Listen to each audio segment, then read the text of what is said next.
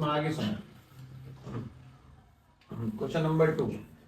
Question number 2 में सबसे पहली बात, बहुत सिंपल बात है, अगर अपने पास में 2 डिग्री अमाइन है और 3 डिग्री अमाइन है, किससे अंतर पता लगाएंगे? 2 और 3 में 2 किससे रिएक्शन कर जाता है, 3 नहीं करेगा, हिंसबर्ग से। तो 2 डिग्री जो रिएजेंट होगा वो हिंसबर्ग के साथ में रिएक्शन कर जाएगा, हिंसबर्ग रिएजेंट के साथ में रिएक्शन कर सकता है। लेकिन जो 3 डिग्री है वो हिंस के साथ में रिएक्शन नहीं करेगा।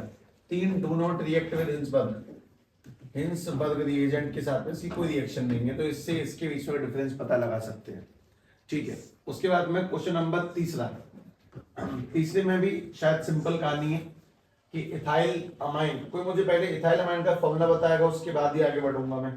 इथाइल अमाइन कौन सा, मतलब बेंजीन की रिंग कुछ है क्या इसमें? नहीं है। तो यानी कि अपने पास में CH3 CH2 और उसके बाद में NH2 और उसके बाद में अपने पास में आता है ये वाली अमाइन, ये अमाइन एनिलीन NH2। बताओ एलिफेटिक और एरोमेटिक का पता किससे लगाएंगे? है कोई रिएक्शन अपने पास जिसमें एलिफेटिक और एरोमेटिक में डिफरेंस पता लगा सकते हैं? इसको मैं कराऊंगा, लेकिन पहले इस वाले पे दोबारा वहीं आ जाएंगे फिर तो। ठीक है, ये तो दोनों ही अमाइन वैसी हैं। चलिए बताओ, एनिलीन का मतलब, एनिलीन यानी कि बेंजीन की रिंग के ऊपर लगेगा NH2 और उसके बाद में बेंजाइल अमाइन का मतलब, बेंजाइल अमाइन यानी कि बेंजीन की रिंग होगी, सीधी सीधी कट टू कट बात। उसके बाद में CH2 और उसके बाद में NH2। इन दोनों डिफरेंस पता लगाने का कोई भी सिंगल तरीका, ये रिएक्शन कर जाएगी उसके साथ में। देखो ये जिस जगह N अटैच है वो 2 लोगों से अटैच है, तो कौन सी डिग्री की बन जाएगी? 1 या 2?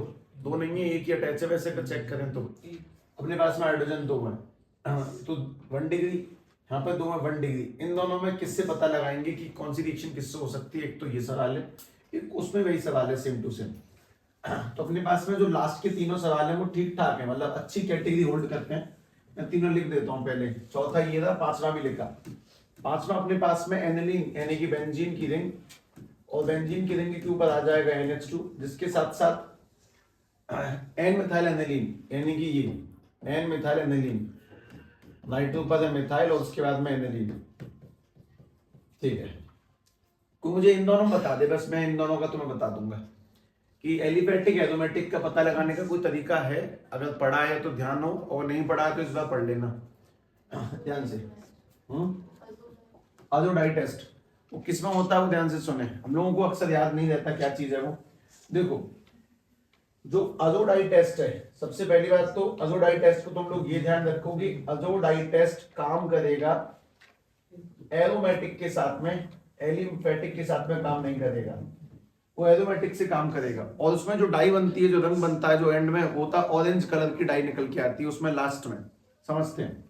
सबसे पहली काम की चीज तो ये कि अपने पास में अमाइन है CH3 CH2 NH2 और मैंने इसकी रिएक्शन HNO2 से करी, तो HNO2 से इसकी रिएक्शन करने पर, HNO से करने पर, HNO2 से करने पर, जब इसकी रिएक्शन HNO2 से करेंगे तब ये कन्वर्ट हो जाता है अल्कोहल में, तब ये N2 पॉजिटिव Cl नेगेटिव बनता है, CH3 CH2 ये बन जाता है कुछ ना कुछ, N2 पॉजिटिव Cl नेगेटिव चला जाता है, इसमें Cl की प्रेजेंस में करवाई जाती है, Cl की प्रेजेंस में, तो ये अपने पास में एल्कोहल में कन्वर्ट होता है। मोस्ट इंपोर्टेंट बात ये, अगर एलिफेटिक है तो। लेकिन अगर अपने पास में एरोमेटिक अमाइन है, तो एरोमेटिक अमाइन जब इसकी रिएक्शन HNO2 से करवाई जाती है, ठीक है, किसी भी Cl की प्रेजेंस में लिख दिया मैंने, कोई भी Cl नेगेटिव की प्रेजेंस में, तो अपने आप में ये ऑटोमेटिकली क्या बन जाता है, N2 पॉजिटिव और Cl नेगेटिव। इसको हम लोग क्या बोलते हैं, बेंजीन डाइजोनियम क्लोराइड। मतलब हमारी एलिफेटिक अमाइन तो चली जाती है किसमें, अल्कोहल में, लेकिन एरोमेटिक जाती है डाइजोनियम क्लोराइड में। और ये अजोडाइड टेस्ट नहीं है, अजोडाइड टेस्ट वो है जब इसकी रिएक्शन 2 नेफ्थॉल से करवाते हैं, मतलब अपने पास में 2 बेंजीन की रिंग से जब इसकी रिएक्शन करवाई जाएगी कुछ इस टाइप से, 1 2 3 4, ठीक है, इससे जब इसकी रिएक्शन करवाई जाती है और इसके ऊपर लगा होता है इस जगह पर OH, इसे बता दूंगा, इस जगह पर OH, जब इसकी रिएक्शन 2 नेफ्थॉल से करवाते हैं तब ये इसके साथ में अटैच होगा Cl और H को हटाकर, और जो कलर बनता है वो बनती है ऑरेंज कलर की डाई, उससे ऑरेंज डाई ऑब्टेन होती है, ऑरेंज डाई, और इसमें बहुत सिंपल सी बात ये समझ में आ जाती है कि तुम्हें इतना ध्यान रखना है कि अगर एलिफेटिक एरोमेटिक में कभी भी अमाइंस में अंतर पता लगाना हो तो अजोडाई टेस्ट करेंगे, क्योंकि एलिफेटिक में एल्कोहल बनेगा जबकि एरोमेटिक के अंदर ऑरेंज कलर बन जाता है, इसी को बोलते हैं अजोडाई टेस्ट। ध्यान रखें इस चीज को, ठीक है। बेंजीन की रिंग नाइट्रोजन के साथ में, और उसके बाद में ये कनेक्ट हो जाती है दूसरे वाले कंपाउंड से, ये इससे कनेक्ट हो जाती है। तो बनाना बड़ा कॉम्प्लेक्स पड़ता है इसको, हाँ ठीक है। ये इस तरह से इससे कनेक्ट हो जाएगी, ऑरेंज कलर की डाई बनती है, जो कि एरोमेटिक के अंदर ही पॉसिबल है, एलिफेटिक के अंदर वो काम पॉसिबल नहीं है। इस तीसरे पड़ाव को ध्यान से याद रखें। सभी लोग मुझे क्वेश्चन नंबर चौथे में जवाब देना चाहें तो दे सकते हैं कि क्या कर सकते हैं।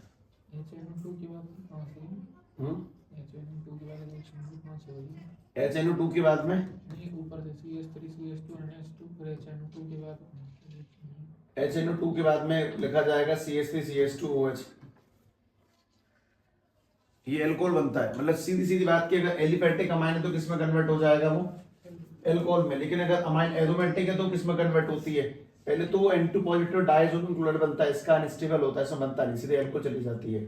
और उसके बाद में तुम उसकी रिएक्शन इससे करवाओगे, इसका नाम लिखते हैं 2-नेफ्थॉल। जब इससे करवाएंगे नेफ्थॉल से तो ऑरेंज कलर की डाई बनाती है। यानी कि ये टेस्ट ध्यान रखेंगे सभी लोग, एली और एरो के बीच में पता लगाने का सबसे बेहतरीन तरीका है। याद करना ही पड़ेगा क्योंकि शायद हम अंदाजा नहीं होगा पहले से, इस वजह से। क्वेश्चन नंबर 4 का जवाब दें, आराम से सोचें कि इनमें अंतर पता कैसे लगा सकते हैं। CH2 NH2 और इसमें मिथाइल वाले में देखें बन जाएगा, वैसे शायद बन जाए। कौन सी एन मिथाइल एनिलीन की नाइट्रोजन पे मिथाइल है, ठीक है ठीक है ना, नाइट्रो पे लगा दिया, नहीं गलत लगा दिया। एन का एन यानी कि नाइट्रोजन पर मिथाइल है CH3, इस तरह से। अब ठीक है, हाँ भाई अब बताओ इन दोनों में अंतर पता लगाने का तरीका। ये 1 डिग्री है और ये वाली कैसी है 2 डिग्री है, तो 1 डिग्री का पता लगाने के लिए हमने जस्ट अभी तो किया। अगर 1 डिग्री रिएक्शन 1 डिग्री आदमी है तो उसकी रिएक्शन हो जाएगी कार्बन अमाइन से, यानी कि वो CH-Cl3 के साथ में अंदर प्रेजेंस ऑफ KCl रिएक्शन कर जाएगा, और रिएक्शन करने के बाद में वो अपने आप में कुछ इस तरह का कंपाउंड क्रिएट कर देता है ऐसे करके, यानी कि C N double bond C बना देगा। ये 1 डिग्री है तो सीधी सीधी बात मैंने यहाँ पे लिखा कार्बन अमाइन रिएक्शन हो जाएगी 1 डिग्री होने की वजह से, जबकि इसमें कार्बन अमाइन पॉसिबल नहीं है, ये 2 डिग्री कंपाउंड है। अब ये देखें, इस वाले को ध्यान से सोचें, सुने, समझें और जवाब दें।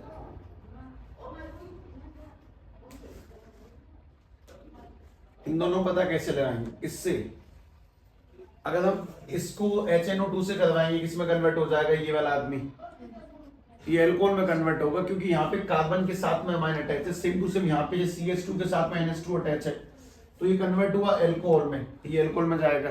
लेकिन ये एल्कोहल में नहीं जाएगा, ये किस में चला जाएगा तुम्हारे पास में अजोडाई में, तो अपने पास में ये वाला कंपाउंड चला जाएगा अजोडाई टेस्ट के अंदर, इससे अजोडाई टेस्ट कर सकते हैं। जबकि इसको अगर हम चेक करेंगे तो ये कन्वर्ट हो जाता है किसके अंदर एल्कोहल में। तो इस चीज को भी ध्यान से लिखें कि अपने पास में शायद 2-3 बातें घूम घूम के चल रही हैं, carbon amine reaction, Hinsberg reagent और अजोडाई टेस्ट, ये 3 कहानियां तो पूरी अमाइंस में परेशान करती रहेंगी लगातार, कार्बन अमाइन, हिंसबर्ग और अजोडाई। ध्यान से लिखें इस चीज को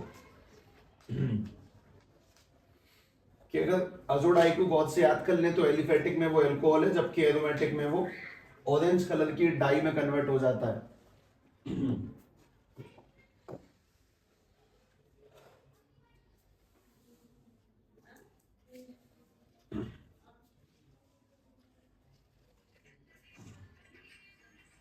ऐसी चाहिए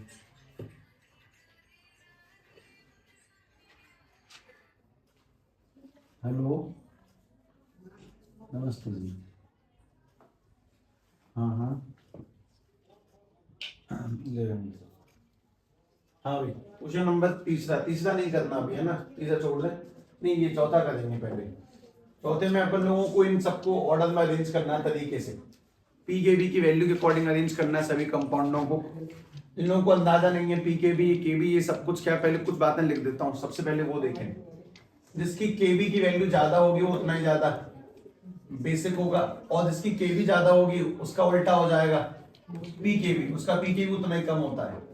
केबी ज्यादा बेसिक ज्यादा और पीकेबी उसका उल्टा होगा। दूसरी काम की बात, बेसिक नेचर के अंदर 2 से 3 स्टेटमेंट और सुन लें। अगर बेसिक नेचर की बात चल रही है तो हम लोग पुरानी बात को एक बार याद कर लेते हैं। अगर गैसियस फेज है, अगर कोई भी सब्सटेंस अमाइन गैस में है तो उसमें बेसिक फेज इक्वल फिक्स है, एक बार में 3 डिग्री सबसे आगे, 2 डिग्री उसके पीछे, 1 डिग्री सबसे नीचे। सबसे ज्यादा गैसेस में 3 डिग्री बेसिक है, उसके बाद 2, उसके बाद में 1। लेकिन अगर एक्वस मॉलिक्यूल है कोई भी अमाइन का, एक्वस मॉलिक्यूल, अगर अमाइन में कोई सा भी एक्वस मॉलिक्यूल है तो उसमें गैसेस फेज में 2 चक्कर है। हमेशा आगे कौन देता है? 2 डिग्री। 2 डिग्री के बाद में आ सकता है 1 3, या फिर 2 के बाद में आ सकता है 3 1। बेसिक नेचर में 2 के बाद में 2 के बाद में 1 3, या फिर 2 के बाद में 3 1। अब बात ये है कि 2 तो सबसे आगे आना हुआ चक्कर नहीं है। 1 कब आएगा? जब अपने पास में स्मॉल ग्रुप होगा एक्वस में। जब स्मॉल ग्रुप होगा तब पहले आएगा 1, और जब लार्ज ग्रुप होगा मतलब कि 2 कार्बन का ग्रुप होगा उससे ज्यादा होगा तो अपने पास में आ जाएगा 3 पहले। अगर 1 कार्बन का ग्रुप है तो आएगा 1, और अगर 1 से ज्यादा यानी कि 2 कार्बन है, 3 कार्बन है, 4 कार्बन है तो अपने पास में पहले लगेगा 3। तो पहले इस चीज को ध्यान से सेट करें कि बेसिक नेचर में बहुत सिंपल सिस्टम, के भी ज्यादा बेसिक ज्यादा, पीके भी उतना ही कम होगा। गैसेस में कोई चक्कर ही नहीं है, 3 ज्यादा 2 कम, 1 उससे भी कम। लेकिन एक्वस मॉलिक्यूल में 2 1 3। जब भी गैसेस की बात चलेगी सवाल में खुद बता देगा कि फेज गैसियस है, और अगर गैसियस ना बताए तो अपने आप मान के चलें कि वो एक्वस है। हमें सबको ध्यान से अरेंज करना है, इन सबको ऑर्डर में लगाना है तरीके से। ध्यान से बात सुने।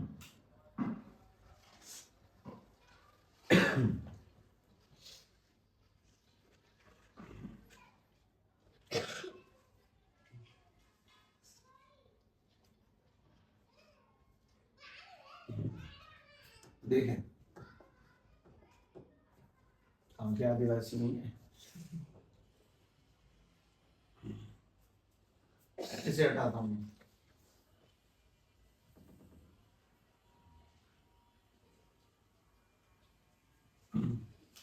हाँ भाई, सबसे पहली काम की चीज तो अपन लोगों ने कंपाउंड लिखा, इसमें बोला डिक्रीजिंग ऑर्डर ऑफ पीकेबी, मतलब सबसे पहले सबसे आगे वाला पीकेबी। शक्कर मत पढ़ो तो मुझे बेसिक बताओ बस, सबसे ज्यादा बेसिक कौन है, सबसे कम बेसिक कौन है। मुझे पीकेबी से फर्क नहीं पड़ने वाला, पहले सीधे निकालते हैं। बेसिक यानी केबी की वैल्यू, ज्यादा बेसिक कौन सा वो ढूंढना है। पहले लिखा है C2H5NH2, उसके बाद में लिखा है बेंजीन की रिंग के ऊपर NH और उसके ही ऊपर लगा हुआ CH3। उसके बाद में अपने पास अगला लिखा है C2H5 NH 2 बार, C2H5 ये वाला, और उसके बाद में लास्ट है बेंजीन की रिंग के ऊपर अमाइन है, बेंजीन की रिंग के ऊपर अमाइन है। पहली बात तो ये सुन ले कि एलिफेटिक और एरोमेटिक में बेसिक हमेशा एलिफेटिक ज्यादा होते हैं, एरोमेटिक कम बेसिक कंपाउंड है, एलिफेटिक आगे निकल के आएंगे। सबसे पहली बात तो ये। लेकिन अगर इसको ऐसे करने की जगह पर ऐसे लिख लेता हूं, ये ए है, ये बी है, ये सी है और ये वाला डी है, इनमें सबसे ज्यादा बेसिक कौन होगा? ए और सी में से पहले चुनना है, तो इसका करेक्ट आंसर होगा सी, क्योंकि सी अपने पास में कैसा कंपाउंड है 2 डिग्री, तो सबसे ज्यादा बेसिक होगा सी, यानी कि केबी की वैल्यू सबसे ज्यादा सी की होगी। उससे कम कौन सा होगा? ए, क्योंकि 1 डिग्री उससे कम हो जाएगा ए। अब बचे बी और डी, हमेशा बेंजीन की रिंग पीछे रखनी है। अब बी और डी में ज्यादा बेसिक कौन सा होगा? बेसिक कौन सा? जो H पॉजिटिव ना छोड़े, जो हाइड्रोजन ना छोड़े वो बेसिक, और जो हाइड्रोजन छोड़ दे वो एसिड है। इनमें ज्यादा बेसिक कौन सा होगा, बी या फिर डी? एक तुक्के वाली बात, तुमने आगे कौन सा लिया 2 डिग्री, फिर पीछे कौन सा लिया 1 डिग्री। यहाँ पे 2 डिग्री कौन है, 1 डिग्री कौन सा? तो बी और डी में कौन जीतेगा? बी और डी में बी जीतेगा, जबकि ए नहीं जीतेगा, मतलब डी नहीं जीतेगा। तो उसके बाद में लगेगा बी और उसके बाद में लगेगा डी। मतलब सबसे ज्यादा केबी की वैल्यू इसकी है, उससे कम केबी इसका, उससे कम केबी इसका, सबसे कम केबी इसका है। इसको उल्टा लगाते हैं, केबी का उल्टा होता है पीकेबी। तो पीकेबी के अकॉर्डिंग सबसे बड़ी पीकेबी वैल्यू किसकी होगी? डी की। सबसे ज्यादा पीकेबी होगा डी का। तो अब क्वेश्चन के according decreasing order of pKb लगाया, डिक्रीजिंग ऑर्डर ऑफ पीकेबी। अगर हम पीकेबी का डिक्रीजिंग ऑर्डर सेट करें तो सबसे ज्यादा पीकेबी होगा डी का, उससे कम हो जाएगा बी का, उससे कम ए का, और सबसे कम पीकेबी होगा सी का। बस ध्यान से ये चीजें से लिख के ही करनी पड़ेंगी। अगर तुम अपने आप किताब को देखकर ही मूड मारने की कोशिश करते हो तो तुम्हारा मूड मारने का मन भी नहीं करेगा, क्योंकि चीजें कंफ्यूजिंग है। अरेंजमेंट सही तरीके से रखें तो शायद बातें सही निकल जाए, लेकिन मैंने यहाँ पे उस शब्द का इस्तेमाल किया 2 डिग्री और 1 डिग्री, शायद वो इतना अच्छा नहीं है इस जगह पर। यहाँ पे सबसे बढ़िया शब्द इलेक्ट्रॉन डोनेटिंग और विंटरिंग, तो समय आने वाला है उसके लिए भी, वो भी देख लेंगे। पहली बात खत्म। दूसरी सुने,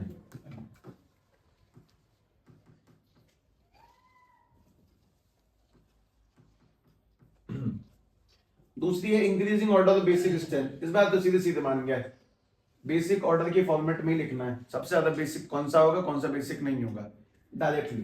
ठीक है, इसे हटा देता हूं। फर्स्ट ऑफ ऑल स्ट्रक्चर, पहले शेप बनाते हैं। अगर इसकी शेप ध्यान से बनाई जाए तो पहला बेंजीन की रिंग के ऊपर लगा दिया हम लोगों ने NH2, उसके बाद में अगला बेंजीन की रिंग है, N पर 2 CH3 है, तो बेंजीन की रिंग और उसके बाद में N के ऊपर 2 CH3, एक इस तरफ सेट किया एक यहाँ पर सेट किया। फिर अपने पास में NH के ऊपर 2 C2H5, 2 C2H5, एक इधर और एक ये वाला C2H5, और उसके बाद में CH3NH2। पहली बात ही बोल रहा है इंक्रीजिंग ऑर्डर। इंक्रीजिंग ऑर्डर का सीधा सीधा मतलब ये है कि सबसे पहले सबसे छोटा, उसके बाद में उससे ज्यादा, लगातार इंक्रीज करना है। सबसे ज्यादा बेसिक कौन है इनमें, समझने के लिए हम लोगों ने कंपाउंडों को ABCD नाम से अंकित किया, ध्यान से बताओ। सबसे ज्यादा बेसिक कौन सा है? C, क्योंकि वो कैसी डिग्री का है, 2 डिग्री, और मोस्ट इंपोर्टेंट है कि एलिफेटिक है, तो सबसे आगे निकलेगा C। उसके पीछे कौन निकल के आएगा? D। उसके पीछे कौन? A और B बताओ। A और B में पीछे कौन है? मतलब पहले B और उसके सबसे पीछे कौन आ जाएगा उसमें? A। सबसे पीछे आ जाएगा A। ठीक है, आगे सुने।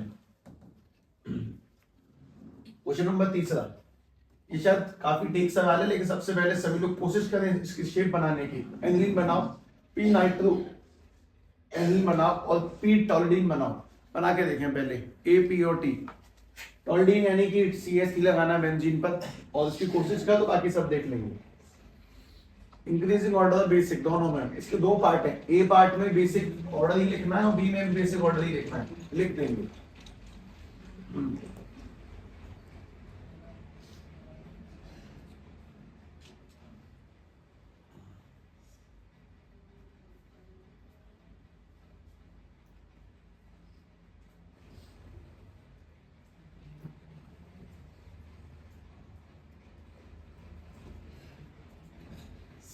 देखें भाई, बेंजीन की रिंग के ऊपर सबसे पहले NH2, दोबारा से बेंजीन की रिंग के ऊपर ये ऊपर NH2 और इस पे लगा नाइट्रो यानी कि NO2। वैसे नाइट्रो जो है वो इलेक्ट्रॉन डोनेटिंग है विड्रॉइंग है? इलेक्ट्रॉन खींचेगा कि डोनेट करेगा? खींचने वाला, इलेक्ट्रॉन विड्रॉइंग ग्रुप है। और टॉल्डीन का मतलब अपने पास में ये बेंजीन की रिंग, उसमें CH3 और उसके ऊपर लगा हुआ है NH2। सिंपल सीधी बात है कि अपने पास में सभी कंपाउंडों की नंबरिंग कर दी जाए कि भाई ये वाला कंपाउंड A, ये वाला B, ये वाला C, तो इंक्रीजिंग ऑर्डर में लगाएंगे। सबसे ज्यादा बेसिक कौन सा होगा इनमें, जिसमें एक बात गिवन है कि साहब ये एक इलेक्ट्रॉन विड्रॉइंग ग्रुप है जबकि ये एक इलेक्ट्रॉन डोनेटिंग ग्रुप है? बताओ सबसे ज्यादा बेसिक कौन सा है? ऐसा कौन है जो H नहीं छोड़ेगा इनमें? कौन जल्दी H छोड़ देगा? मैं तुम्हें इस बात को समझाने की कोशिश करता हूं, ध्यान से देखें। देखो सीधी सीधी बात है कि ये इलेक्ट्रॉन छीनता है, NO2 इलेक्ट्रॉन छीनता है। अगर NO2 इलेक्ट्रॉन छीनेगा तो नाइट्रोजन का हाइड्रोजन के साथ में बॉन्ड कमजोर पड़ेगा कि मजबूत? अगर बॉन्ड कमजोर पड़ेगा तो यहां से H के निकलने की संभावना है। अगर यहां से H के निकलने की संभावना है तो यहां पे संभावना बनती है कि it will behave like acid, क्योंकि इसने अगर नीचे इलेक्ट्रॉन छीना तो यहाँ पे बॉन्ड कमजोर पड़ेगा, यहाँ पे H जा सकता है, H यहाँ से रिलीज हो सकता है। अगर H रिलीज होगा तो it can behave like acid. लेकिन यहाँ तो उल्टा ही है, यहाँ पे तो इलेक्ट्रॉन दे रहा है, इलेक्ट्रॉन दे रहा है मतलब इनके बॉन्ड को मजबूत कर रहा है, ये कभी H जाने नहीं देगा। और जो H नहीं देगा उसे क्या मानेंगे? बेस। तो इसमें और इसमें ज्यादा बड़ा बेस कौन है? C। और अगर C के बाद तुमसे पूछा जाए किसका ऑर्डर लगाना चाहिए तो A, क्योंकि A तो सूखा बैठा है, वहां पे कोई खिंचाव तो नहीं है, कम से कम अगर शांति से बैठा है तो। उसके बाद में A और उसके पीछे कौन निकल के आ जाएगा? B। लॉजिकल बात है कि NO2 अगर इलेक्ट्रॉन खींचेगा क्योंकि वो इलेक्ट्रॉन विड्रॉइंग ग्रुप है तो इसके बॉन्ड को तोड़ेगा, बॉन्ड कमजोर पड़ेगा तो यहाँ से H अपने आप रिलीज होगा, और अगर H गलती से भी रिलीज हो गया तो it will become a acid. इसीलिए सबसे कमजोर आदमी तो B है और उसका ठीक उल्टा है C, तो सबसे आगे C है और A उन दोनों के बीच में है, ना खींच रहा है ना इलेक्ट्रॉन ले रहा है, इलेक्ट्रॉन दे रहा है, इसीलिए A को बीच में लगाया। ध्यान से ऑर्डर अरेंज करें, तरीके से लिखें। तुम्हें खुद इतने ये बॉन्ड खींचना, ऊपर डोनेट करना, है सेल्फ टॉक करनी होती है, तब जाके बातें काफी ठीक निकलती हैं।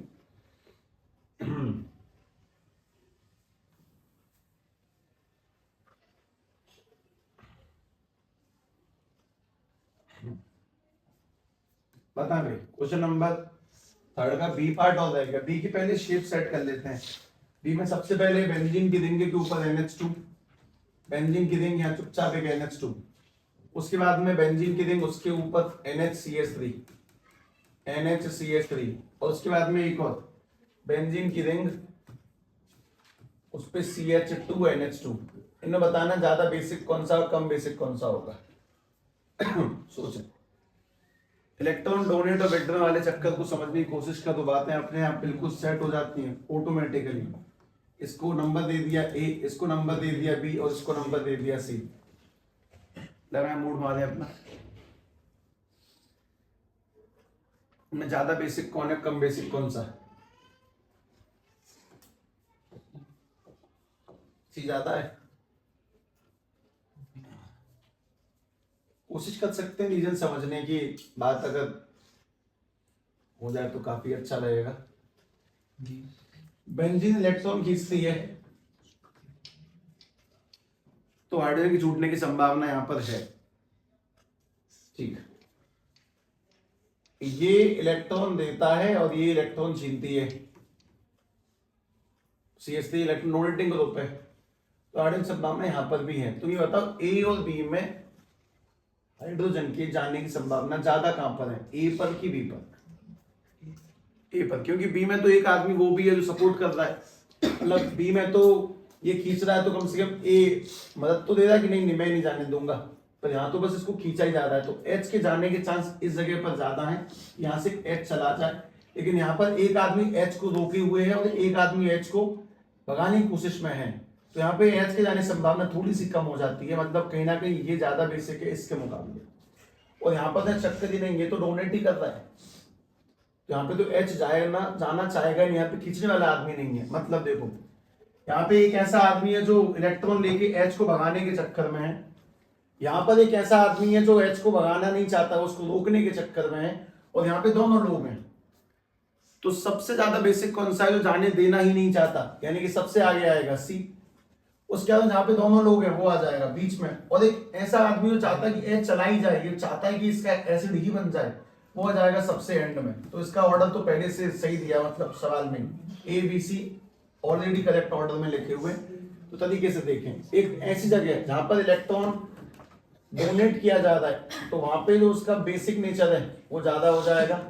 एक ऐसी जगह जहां पे इलेक्ट्रॉन विड्रॉ किया जा रहा है, वहां पे जो बेसिक नेचर है वो कम हो जाएगा। और जब दोनों ही लगे हुए हैं तो बीच में रहेगा। तरीके से इस बात को मेंशन करें सिस्टमैटिकली।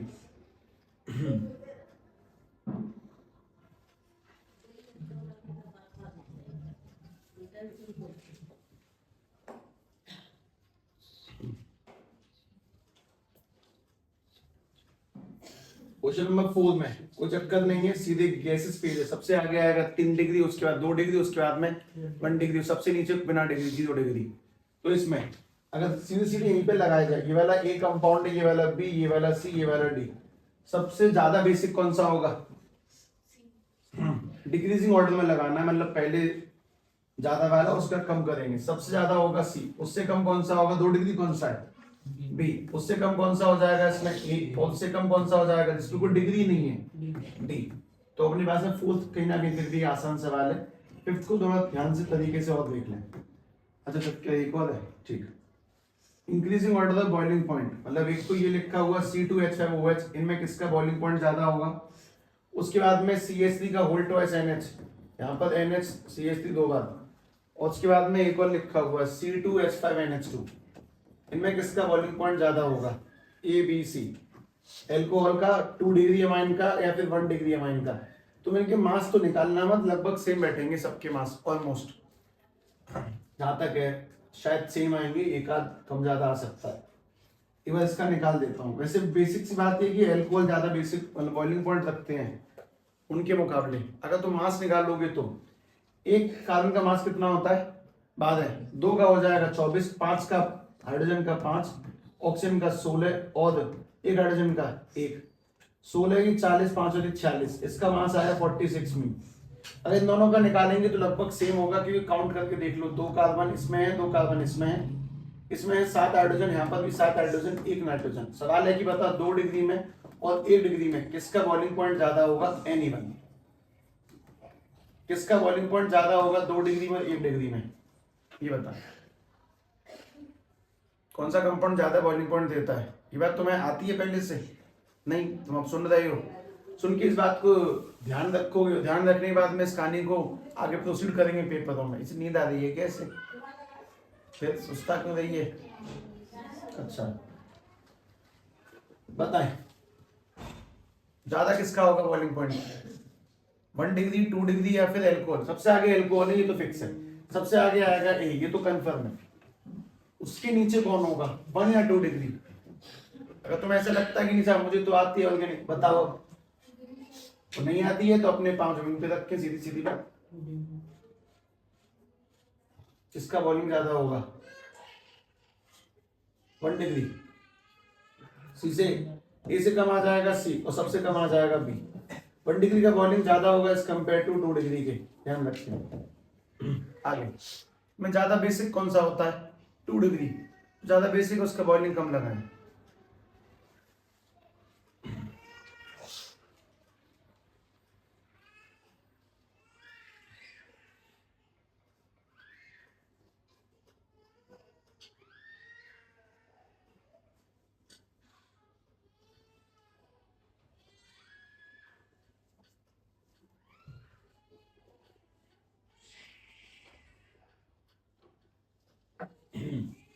ठीक है भाई, सॉल्युबिलिटी कुछ बातों पर डिपेंड करती है। उन बातों में से एक बात ये भी थी कि कौन ज्यादा फैला हुआ कंपाउंड है, कौन ज्यादा बड़ा कंपाउंड है। कंपाउंड जितना छोटा होगा उसकी सॉल्युबिलिटी उतनी ज्यादा होगी। हमने शायद एक शब्द पढ़ा होगा, wonder wall force of attraction, यानी कि किसी बॉडी का शेप साइज, मतलब कि शायद अगर कुछ ऐसे बोला जाए कि 1 2 3 4, 4 के बाद में Cl, एक तो ये कार्बन, उसके बाद में 1 2 3, उसके बाद में यहाँ पर एक Cl, और उसके बाद में ये एक कार्बन ऊपर एक नीचे एक। इन सब में सबसे ज्यादा सॉल्युबल कौन सा है? फॉर्मूले सबके सेम है, सब में same carbon, same Cl, same hydrogen. ज्यादा सॉल्युबल कौन सा है इसके अंदर? पहला वाला। उसका रीजन कि ये छोटे साइज में आ गया। उसके बाद में इसमें साइज बड़ा है, सॉल्युबिलिटी कम हो जाएगी, इसमें सॉल्युबिलिटी और कम हो जाएगी। मतलब कि जो कम शेप में आ जाएगा, जिसका फॉर्मूला मोलिकुलर मास कम होगा, उसकी सॉल्युबिलिटी ज्यादा होगी। उसी बात को बस देख के तुम्हें यहाँ बताना है कि सबसे ज्यादा सॉल्युबल कौन सा है, सबसे कम सॉल्युबल कौन सा है। इसमें अपने पास में पहला जो फॉर्मूला है वो बेंजीन के रिंग के ऊपर NH2, उसके बाद में अगला फॉर्मूला है C2H5 का होल ट्वाइस NH, NH के बाद में C2H5, और अपने पास में लास्ट है C2H5NH2। इनमें सबसे कम ज्यादा सॉल्युबल कौन सा है? मैक्सिमम सॉल्युबिलिटी किसकी है और मिनिमम किसकी है? A, B और C। पता है ध्यान से, मोस्ट सॉल्युबल कौन सा है A और B और C में से? C। उससे कम कौन सा है? B। और सबसे कम कौन सा है? A। ऑर्डर पहले से सही डिटरमाइंड है ऑलरेडी, तरीके बिल्कुल। C फिर B फिर A। 6 सवाल है पर 6 के 6 रिपीट करने हैं। सब में कहना कि अलग अलग लॉजिक है, अब उन सारी बातों को ध्यान करना पड़ेगा। ये ध्यान रखना पड़ेगा कि एल्कोहल आगे लगाना होता है अमाइंस के मुकाबले में, अगर उनका मॉलिक्यूलर मास कंपैरेटिवली सेम है तो सबका सेम ही है इनका। ठीक है, क्वेश्चन नंबर 5 लगाते हैं, देखते हैं 5 थ्योरेटिकल ना हो, रिएक्शन वाला हो तो ज्यादा ठीक है।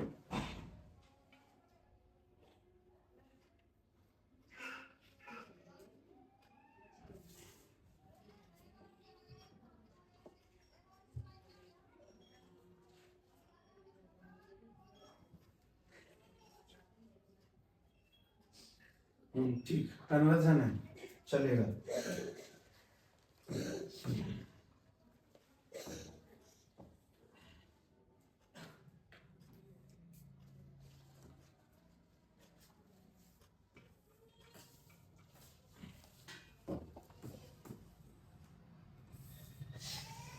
हाँ भाई, सबसे पहले तो कन्वर्जन करने से पहले मोस्ट इंपोर्टेंट फॉर्मूले लिख लो उनके।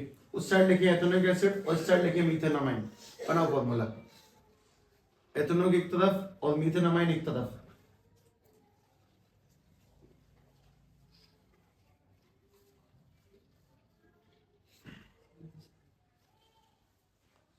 एथेनॉल का फॉर्मूला अपने पास क्या बनता है, CH2 पहले CH3 C double bond O OH, और मीथेनामाइन का फॉर्मूला CH3NH2। एक बहुत सिंपल सी बात मैं तुम्हें अभी इसमें याद करवा देता हूं।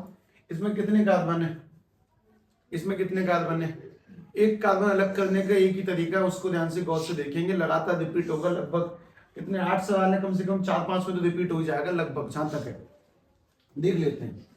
सबसे पहली काम की चीज तुम लोगों को इसकी रिएक्शन करवा देंगे किसी भी ऐसे कंपाउंड से जो तुम्हें Cl दे दे, SOCl2, ठीक है। जब इससे करवाएंगे तो बन जाएगा CH3 C double bond O OCl। उसके बाद में हाइड्रोलाइज करवा सकते हैं, Br से अल्कोहलिक KOH निकलवा सकते हैं,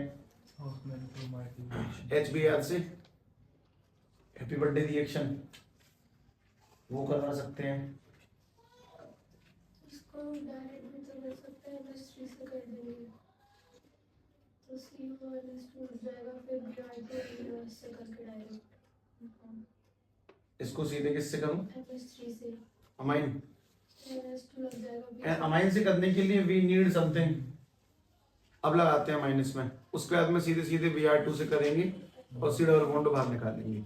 देखें भाई ये सारी बातें सुने। सबसे पहली बात SOCl2Cl लगा, उसके बाद में करा हम लोगों ने इसका अमोनिया वाला, इसमें क्या बन जाएगा वो देखे ध्यान से। अमोनिया ना लिख के मैं इसमें कुछ और लिख सकता हूँ पर ठीक है अमोनिया ठीक है, चलो फिर ये बन जाएगा CH3 C double bond O के बाद में NH2। और यहाँ पर तुम्हें एक चीज स्पेशल याद रखनी है कि Br2 in the alcoholic KOH, इससे रिएक्शन करवानी है इसकी। और इस खेल में हमेशा तुम्हें यहाँ से इस कंपाउंड को अलग कर देना है, always and forever, always and forever finish करेंगे इस कंपाउंड को। मतलब हमेशा ये बीच में से कंपाउंड को हटा देंगे, बन जाएगा CH3NH2। ये प्रोसेस लॉन्ग टर्म तक याद रखें कि हर बार हम लोग जब भी एक कार्बन कम करेंगे इस वाले बॉन्ड को, तो पहले तो Cl जोड़ेंगे, अमाइन जोड़ेंगे, और उसके बाद में ये अमाइन जोड़ने का एकमात्र तरीका यही नहीं है। अमाइन जोड़ने का अपने पास टोटल 6 मेथड है, स्टार्टिंग से लेके एंड तक 6 के 6 मेथडों को एक बार गौर से देख लेना। तो हम नाइट्रो कंपाउंड है, सबसे पहला नाइट्रो कंपाउंड रिडक्शन वाली प्रोसेस भी आती है, LiLH4 का इस्तेमाल भी है उसके अंदर, गैब्रियल थैलेमाइड सिंथेसिस भी है, हैप्पी बर्थडे रिएक्शन भी है, HBD। खैर मेन बात की एक कंपाउंड एक कार्बन कम करने के लिए पहले SOCl, उसके बाद में अमाइन और उसके बाद में Br-KOH, इसका लगातार इस्तेमाल करना है। ऊपर वाले में भी सेम टू सेम यही है, सेम टू सेम। सबसे पहले हमारे पास में लिखा हुआ है हेक्सानाइट्राइल। हेक्सानाइट्राइल का मतलब CH3 CH2 CH2, 3 हो गए, 4 कार्बन हो गए, 5 कार्बन हो गए, छठवें कार्बन पे नाइट्राइल यानी C डबल बॉन्ड नहीं। कोई जानता है इसमें अगली काम की प्रोसेस? पहले इसको अमाइन बनाओ। इसका अमाइन किससे बनेगा? नाइट्राइल से अमाइन किससे बनता है? रिडक्शन। और रिडक्शन कौन से एलिमेंट से किया जाता है? LiLH4 से रिडक्शन किया। जैसे रिडक्शन करेंगे ये अपने पास में पहली बात अमाइन में कन्वर्ट होगा, CH3 CH2 4 बार और बन जाएगा CH2NH2। और अमाइन बनाने के बाद में अपन लोगों को इसका क्या करना है?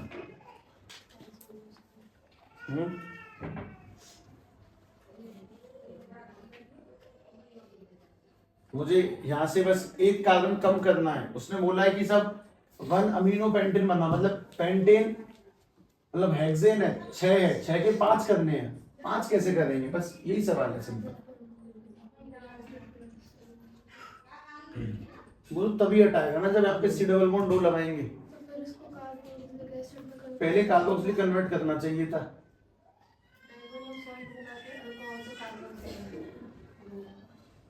SOCl2 में C डबल बॉन्ड OCl है कि C डबल बॉन्ड OCl है? C डबल बॉन्ड OCl है,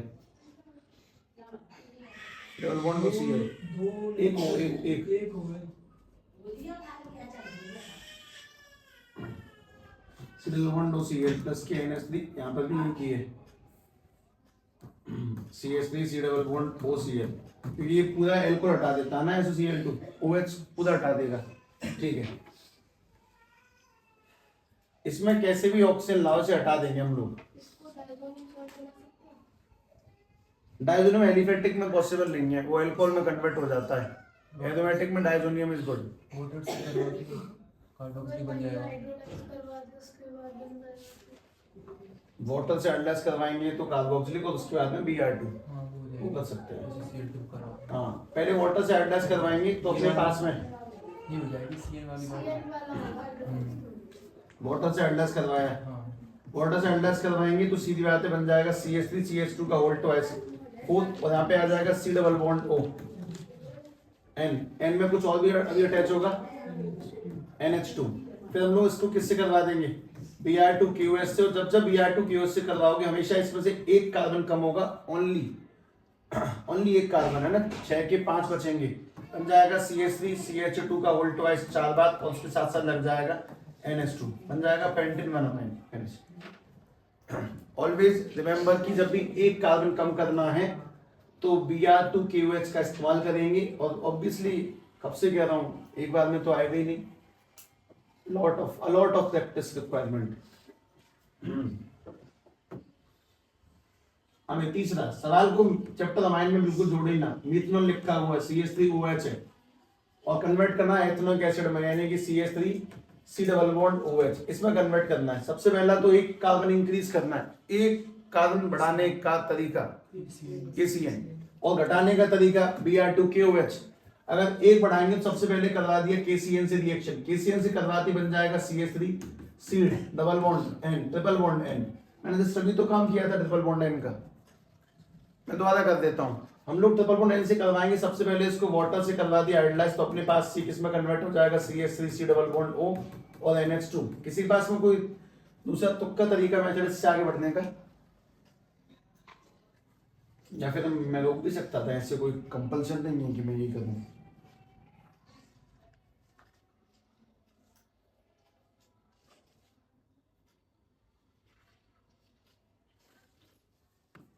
H2O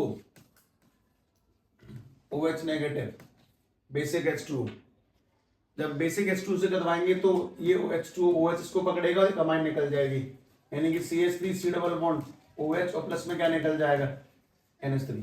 finish, simple basic H2O। मतलब मैंने तो बस ध्यान से देखा कि मुझे यहाँ पर OH जोड़ना है, तो मैंने H2O in the presence of OH negative लगवा दिया, दैट्स इट। सीधे कट टू कट गेम। मतलब मोस्ट इंपोर्टेंट के साथ मैं स्टार्ट कैसे करूंगा, एक के दो करने हैं तो बढ़ाने का तरीका KCN, घटाने का तरीका Br2KOH। वो वापस से रिपीट हो गया, कब तक आखिर इथेनामाइन, यानी कि इथेन दो कार्बन CH3 CH2 NH2, और अपने पास में काम की बात है कि उसको मीथेनामाइन में कन्वर्ट करना CH3 NH2। हाँ भाई, लोग समझते होंगे क्या करना है। सबसे पहले तो इथेनामाइन किससे कन्वर्ट करवाई जाएगी, तुम्हें एक कार्बन कम करना है, तुम्हें कैसे भी यहाँ पे डबल बॉन्ड O लेके आना है, उसके बाद ये करवा देंगे हम। तुम्हें दो कार्बन के एक कार्बन करना है, कैसे डबल बॉन्ड O बनाओ, खत्म कर देंगे, इसको हटा देंगे सीधे सीधे। सोचो वैसे सीधी रिएक्शन है, लिखे थे ऑलरेडी, लिखे थे डायरेक्टली, वो याद करने की बात है, कल से हमने कॉपी खोली नहीं होगी, बस ये हो सकता है। चौथा अपने पास में इथेनामाइन CH3 CH2 NH2, और अपने पास में इस जगह पर मीथेनामाइन बनाना है, CH3 NH2 बनाना है। सीधी बात है कि एक कार्बन कम करना है, कैसे डबल बॉन्ड O निकाल के इसे हटा दो, अलग करवा दो, कैसे भी करके C डबल बॉन्ड O को, और इसके लिए तुम्हें H2 की जगह पे क्या लगाना है, सबसे पहले डबल बॉन्ड O लगवाना है। कैसे लगाएंगे डबल बॉन्ड O, कैसे हटाएंगे इसे, ऑक्सीडाइज करवा दो, सीधे सीधे डबल बॉन्ड O लगेगा और उसको फिर Br2 से बढ़ा देंगे। हम लोगों ने सबसे पहले इसकी रिएक्शन करवाई KMnO4 के साथ में, जैसे ही KMnO4 से निकलवाएंगे बन जाएगा CH3 C double bond O NH2, और उसके बाद में इसको रिएक्शन करवा दिया Br2KOH के साथ में, ऑटोमेटिकली वाला कंपाउंड हमेशा अलग हो जाएगा बीच में से, हमेशा के लिए। इस प्रोसेस को याद करें, डबल बॉन्ड O हटेगा, इस तरह से अमाइन लगेगी, समथिंग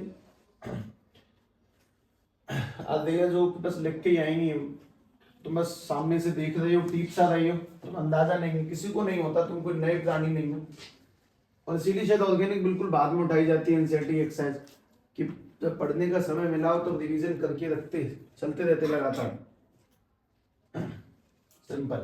एथेनोइक यानी कि CH3 डबल बॉन्ड OH, और इसमें एक कार्बन बढ़ाना है, बनाना है इसको प्रोपेनोइक, CH3CH2 और C डबल बॉन्ड OH। हाँ भाई, अब बताएं। एक कार्बन इंक्रीज करना है, कैसे करेंगे एक कार्बन इंक्रीज, पहले वो सोचें। पहले सी एल लगा दो, फिर एसोसिएट। अगर SOCl2 से करवा दिया तो बस कंपाउंड क्या बनेगा वो सोचा, मुझे नहीं पता कि कैसे बनेगा, बस सोच लेते हैं नॉर्मली Cl। उसके बाद में KCN से भी करवा दिया, जैसे KCN से करवाएंगे बन जाएगा CH3 double bond O, C double bond N। उसके बाद में अमाइन बना देते हैं इसको बने, लेकिन उससे कार्बोक्सिलिक ऑक्सीडेशन कैसे होगा?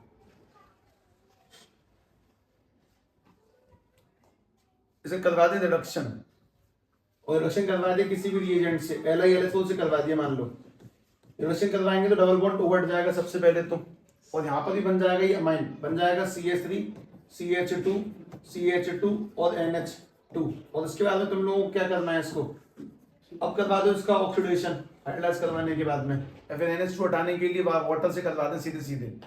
तुम जैसे इसको वाटर से करवाओगे H2O OH नेगेटिव के साथ में, ये अपने आप में सीधे सीधे देगा CH3 CH2 और C डबल बॉन्ड OH। इस तरह से लिख लिख के अभ्यास बनाएं। कहानियों में फ्रीक्वेंसी बनाने में टाइम लग जाएगा वाकई में। ये क्या है, इसको क्या बोलते हैं, ये दिमाग थोड़ी है, रटना है ये, दिस इज टोटल लर्निंग। इसमें कहीं पे भी ब्रेन का इस्तेमाल नहीं होता। ये सवाल है, इसको ऐसे कर लो वैसे कर लो, क्वेश्चन नहीं कहते हैं इन्हें कहते हैं रटना, कि कौन रटने में ज्यादा होशियार है। पुराने काल में रटने में सबसे बड़ा महारथी था अर्जुन, सबसे बड़ा एक नंबर रट्टू।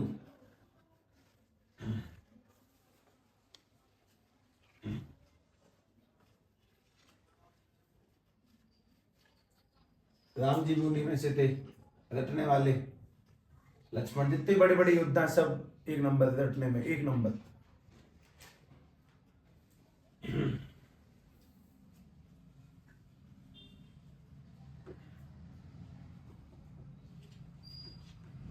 छठवां फॉर्मूला लिखेंगे अपने आप ही, मीथेनामाइन यानी कि CH3NH2, और मुझे इसका बनाना है इथेनामाइन यानी कि CH3CH2NH2। ये बनाना है एनी अप्रोच, एक कार्बन इंक्रीज करना है, मीथेन से इथेन में जाना है, एक कार्बन इंक्रीज करेंगे तो किस तरह से करेंगे, क्या कोशिश कर सकते हैं, सीधे सीधे तो होगा नहीं, ऑब्वियसली बात है कि सीधे तो इंक्रीज नहीं कर सकते, जानने से पहले सोच लें। अब मेरा मन विरक्त हो गया लिखते लिखते।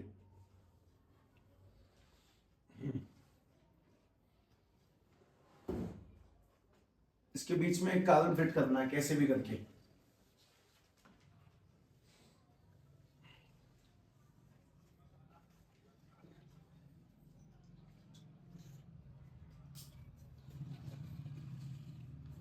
अगर इसको HCl से करा दें तो नहीं, पहले इसमें वो बना दें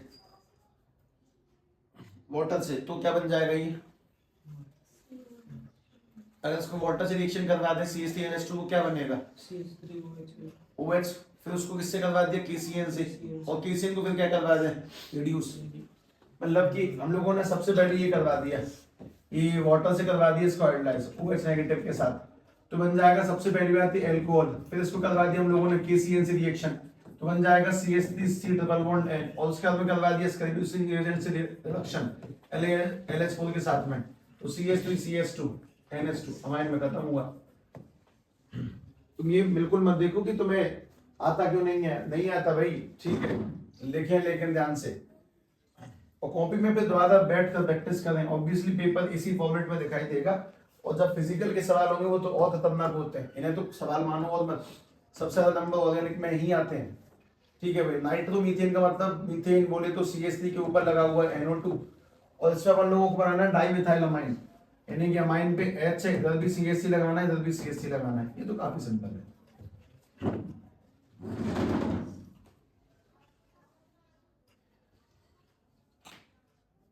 क्या करना चाहिए अमाइन बनाने के लिए, नाइट्रो कंपाउंड का रिडक्शन, वो भी किसकी प्रेजेंस में होता है, कंपाउंड किसी ध्यान हो तो SN-HCl, जब करवाएंगे अपने पास बन जाएगा CH3NH2। हम लोगों ने सबसे मेन प्रोसेस और पढ़ी थी, प्रोसेस का नाम था अमोनोलाइसिस, वो किससे किया जाता था, RX के साथ में। तो अगर RX साथ में यहाँ पे करेंगे तो बन जाएगा ये वाला CH3Cl, और जब इससे करवाएंगे रिएक्शन तो हम लोगों के अंदाजे में होगा कि यहाँ पे CH3 आके अटैच हो जाएगा, बन जाएगा CH3, और NH के पास में लग जाएगा CH3, और प्लस में बाद क्या निकल जाएगा HCl। मतलब कि यहाँ पे तो क्या रिडक्शन, SN से रिडक्शन किया, और उसके बाद में यहाँ पर जो प्रोसेस हम लोगों ने लगाई है उसका नाम है अमोनोलाइसिस, दैट इज अमोनोलाइसिस।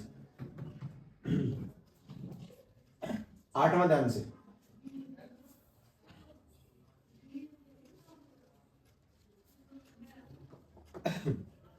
आठवां स्टेप, 8वां propanoic acid NaCH3CH2 C double bond OH, ये हो गया प्रोपेनोइक। कन्वर्ट करना इथेनॉइक में, अब तो हद है।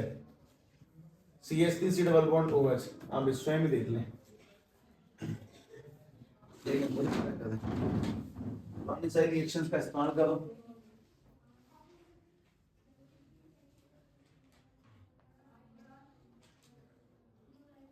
पहले वाली, सबसे पहले वाली देखो, पहले वाली सबसे फर्स्ट है जो,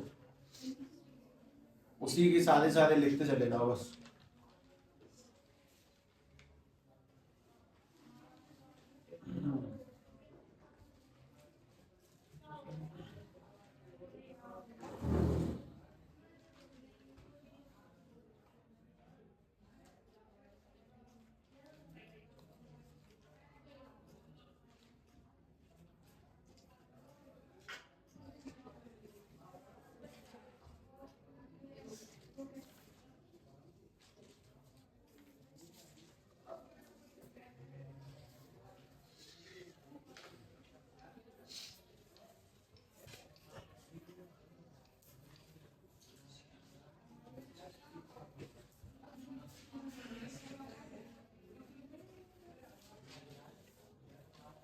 ट्वेल्थ के बोर्ड से ज्यादा कठिन जहां तक कि दुनिया कोई सा पेपर है और नहीं, सब में बस टाइम से काट देते हैं।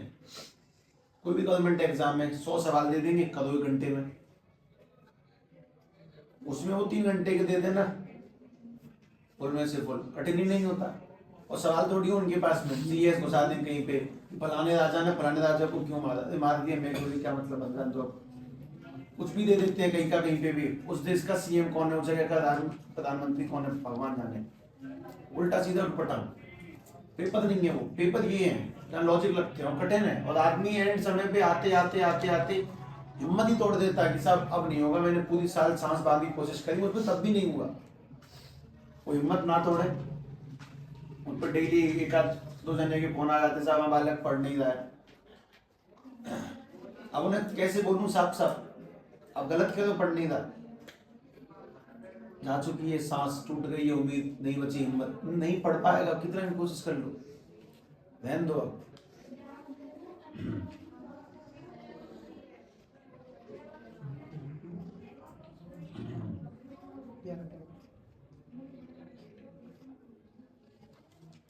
लेकिन अभी समय है, इतना तो है कि समझ सकते हैं, दोबारा साल रिपीट करने से तो बच ही सकते हैं, इतना तो है। बन गया। पहला किससे करवाना था, SOCl2। तो सबसे पहले इसकी रिएक्शन SOCl2 से करवाएंगे तो CH3 CH2, उसके बाद में C डबल बॉन्ड OCl, और उसके बाद में किससे, NH3 से। अगर इसकी रिएक्शन NH3 से करा दी जाए तो हमारे पास में बन जाएगा CH3 CH2 C double bond O NH2, और प्लस में निकल जाएगा HCl, और उसके बाद में अंतिम स्टेप Br2 के साथ में KOH के प्रेजेंस में करवाएंगे। हमारे पास में क्रिएट हो जाएगा CH3 CH2 C double bond O, और क्या निकाल देना तुम्हें इसमें, एक second, C double bond O बचाएगा CH2 और NH2, और CH2 NH2 को तुम्हें फिर क्या करवा देना है, ऑक्सीडेशन करवा दो, ठीक है, वो लिख दिया मैंने सिंपल। उसके बाद में एक आध स्टेप फालतू भी लग सकते हैं, इसको बुराई नहीं है। C double bond O NH2 लगा दिया, तुम चाहो तो NH2 को हटा सकते हो, तो एक बार में यहीं पे हटा सकते हो, नहीं दोबारा में लगा दो, H2O इन OH नेगेटिव हटा दो। अब हटाएंगे तो बन जाएगा CH3 C double bond OH, उसका भी क्या लग जाएगा OH। तुम सीधे सीधे यहाँ भी हटा सकते हो, बुराई नहीं है, डायरेक्टली OH सीधे लगा दो, तुम वाटर की प्रेजेंस में जाने की कोई नीड नहीं है, ठीक है। कि बाद में H2O OH नेगेटिव करने की कोई आवश्यकता नहीं है, लेकिन आवश्यकता है करने की, लिखने की, ये रिएक्शंस ऐसे कैसे आ जाएंगी। पांचवा, अब अपने पास में छठवां तो शायद हो चुका, कर ली थ्योरेटिकल सिंपल सवाल था वो। तो कुछ 7-8 क्वेश्चन बचे होंगे, कोशिश करेंगे कल में और परसों में निकले आराम से, लेकिन रिवीजन करें है ना, मूक ना बैठे रहे इस जगह बस, ठीक है।